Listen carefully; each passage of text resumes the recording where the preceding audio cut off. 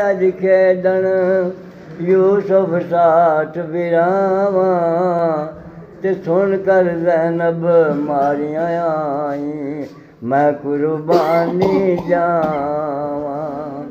है अफसोस प्यारा भाई मिल के गया ना मैनू प्यारा यूसुफ नाम बुला सकैनू।